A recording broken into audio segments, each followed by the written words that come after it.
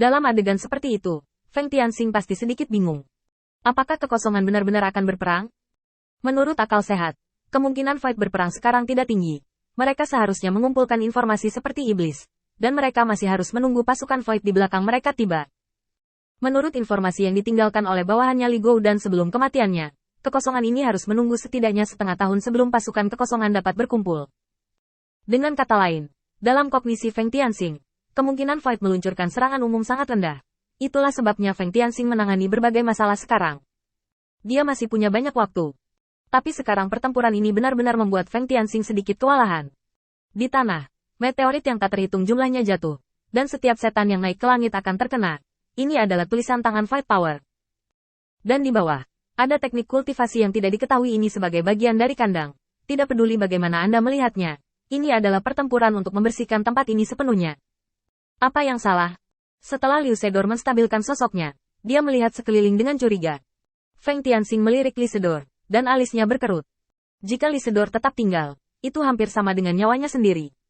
Metode garis keturunan giok beracun ditujukan khusus untuk iblis itu sendiri menyinggung keluarga iblis sebesar itu bukanlah kabar baik bagi siapapun.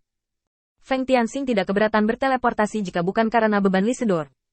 Lagi pula, meski tidak ada apa-apa di sini, Feng Tianxing masih memiliki dua avatarnya sebagai jangkar untuk mengobrak-abrik ruang dan melarikan diri.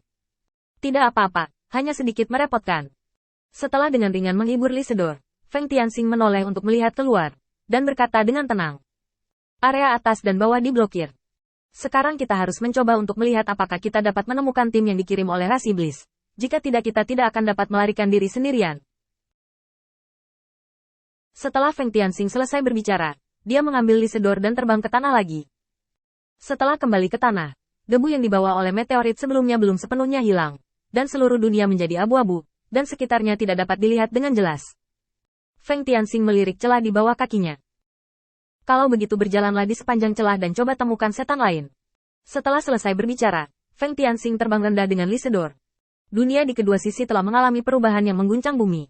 Ada rawa yang tak terhitung jumlahnya di tanah yang semula padat. Tentu saja, ini bukan rawa yang sebenarnya, tetapi rawa yang hampa. Bagian dalamnya bukanlah lumpur, melainkan materi hampa yang kental. Rawa kosong yang terlihat di mana-mana membuat Feng Tianxing pusing. Cara teraman tentu saja meninggalkan tempat-tempat aneh ini sendirian. Jika ada bahaya, tidak sulit untuk keluar sendiri. Maju dengan hati-hati, jelajahi jalan-jalan di sekitarnya dengan kesadaran, hanya berharap untuk melarikan diri kali ini. Tapi kabar buruk selalu lebih tepat waktu daripada kabar baik. Wow! Di rawa di sebelah kiri Feng Tianxing, sebuah lengan besar tiba-tiba muncul, dan kemudian kepala kosong yang jelek itu menonjol darinya. Seolah-olah tidak suka bahwa jalan keluarnya terlalu kecil, tubuhnya tidak bisa lepas. Lengan yang void pecah menekan keras ke satu sisi rawa, dan kepalanya dengan kuat menekan sisi lain.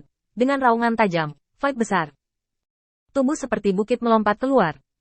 Dan di belakangnya, ada makhluk kosong yang tak terhitung jumlahnya, yang langsung berubah menjadi burung dan binatang buas, seolah-olah mereka sedang mengejar sesuatu. Melihat pemandangan ini, Feng Tianxing mengertakkan gigi, menarik Li Sedor langsung ke tanah, dan aura berkumpul, berubah menjadi batu besar, menyembunyikan tubuh keduanya di bawah batu besar. Sialan, ini aku. Saat dia melihat Void bergerak, Feng Tianxing langsung mengerti. Serangan Void ditujukan padanya. Jika ini adalah perang dengan iblis, Void harus menggunakan elit, mencoba menerobos pertahanan iblis selama pertempuran ini. Tapi yang muncul semuanya antek, semua makhluk kosong tingkat rendah yang dicatat oleh Feng Tianxing. Makhluk yang tidak perlu khawatir tentang gesekan ini secara alami merupakan pilihan terbaik untuk umpan meriam, tetapi tidak mungkin menyelesaikan tugas seperti menyerang benteng. Satu-satunya kemungkinan adalah dia menatap dirinya sendiri. Pasti ada pengkhianat di dalam ras iblis yang memberitahu Void tentang dia demi keamanan informasinya. Void memanfaatkan misinya dan jauh dari pintu keluar untuk menghancurkan dirinya sendiri. Sikat. Makhluk kosong melewati tepi ilusi Feng Tianxing. Hidung Void Dog Beast sepertinya mencium aroma Feng Tianxing.